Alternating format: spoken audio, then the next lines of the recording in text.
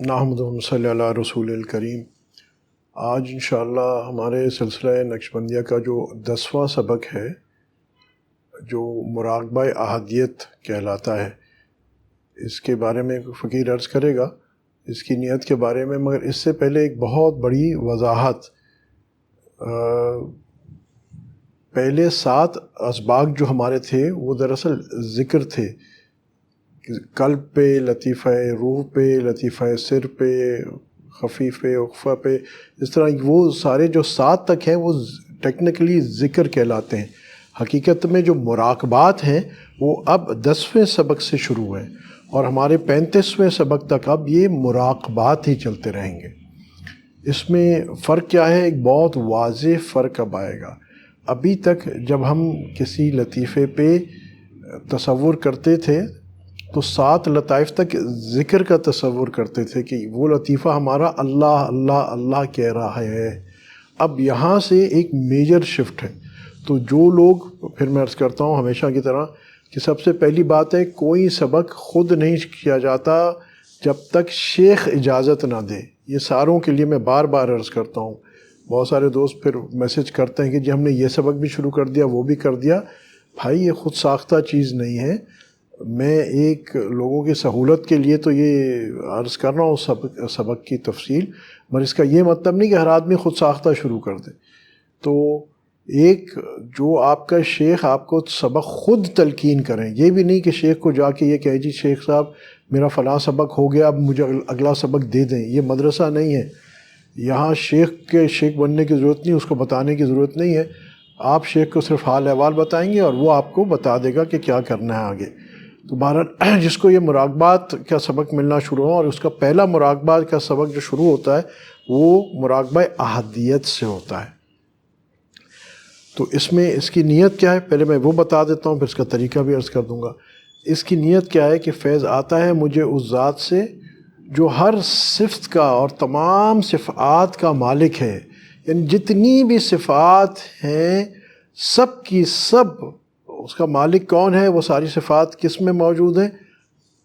فیض اس ذات سے آ رہا ہے، اور اس ذات سے آ رہا ہے جو ہر عیب سے مبرہ ہے، ہر کجی کوتاہی سے کلی مبرہ ہے، یعنی تمام کمالات کا مجموعہ ہے اور تمام عیوب سے پاک ہے۔ تو اس ذات سے مجھے فیض آ رہا ہے، اور یہ وہ ذات ہے یہ وہ فیض ہے جو اس میں اللہ کا مسمہ ہے، یعنی اصل ہے۔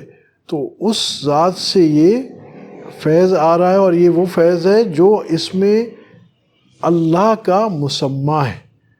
اور مورد فیض کیا ہے؟ فیض آنے کی جگہ کیا ہے؟ وہ میرا لطیفہ قلب ہے۔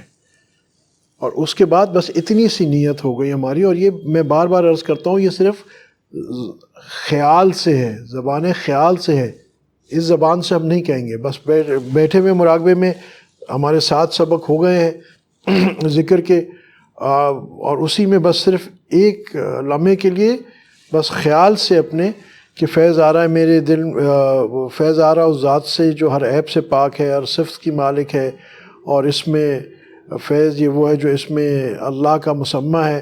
اور کہاں آ رہا ہے فیض؟ میرے آپ صلی اللہ علیہ وسلم کے لطیفہ قلب سے، مشائخ کے قلب سے ہوتے ہوئے میرے لطیفہ قلب پہ یہ فیض آ رہا ہے۔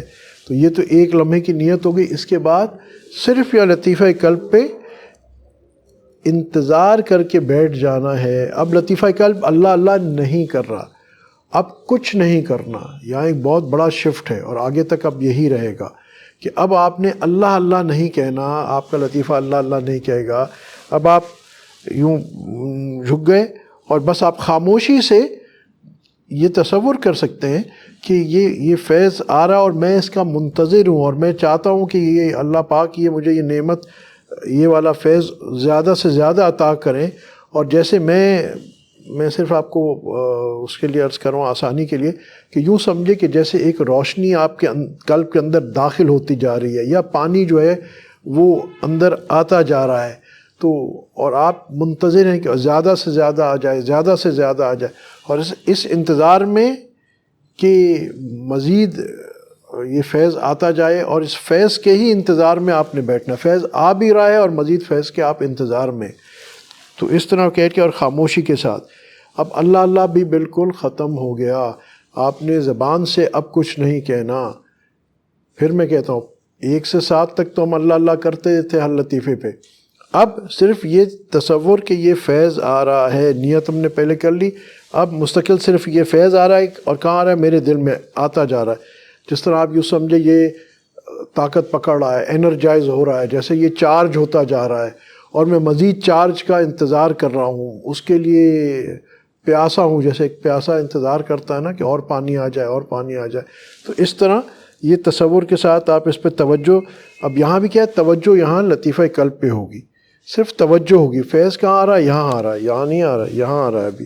اور صرف توجہ سے کہ یہاں فیض آتا جا رہا ہے. اس کے اثرات میں کیا ہے کہ انشاءاللہ آپ کو جمعیت اور حضور قلب نصیب ہوگا. جمعیت کیا ہے؟ جمعیت یعنی جو آپ کو خیالات ادھر ادھر کے آتے ہیں وہ کلی یا تو ختم ہو جائیں گے یا بہت کم ہو جائیں گے. اور حضور قلب کیا ہے کہ اللہ کا استحضار شروع ہو جانا، یہ حضور قلب ہے. تو اس سبق کی یہ 2 نعمتیں ہیں جو ہمیں اس سبق کے کرنے سے انشاءاللہ مل جائیں گی. مگر پھر میں عرض کر رہا ہوں کہ یہاں صرف ہم نے انتظار کرنا ہے. اب تھوڑا سا کیونکہ ایک ترتیب چینج ہوئی نا تو کچھ سالکین کو تھوڑی سی مشقت کرنی پڑتی، عادت نہیں ہوتی نا، اور ذہن ادھر ادھر بھٹکے گا تو کوئی بات نہیں، فوراً اس کو واپس اس فوکس پہ لے کے آنا ہے کہ فیض آ رہا ہے آ رہا ہے آ رہا ہے، میں اس کا منتظر ہوں.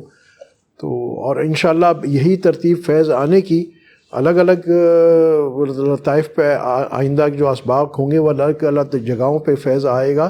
مگر اب کوئی ذکر خیال سے بھی ذکر نہیں ہوگا، خاموشی سے صرف اس فیض کے ہم منتصر ہوں گے. تو انشاءاللہ 35 سبق تک اسی انداز سے چلتا رہے گا معاملہ. وآخر الدعوانا الحمدللہ رب العالمین.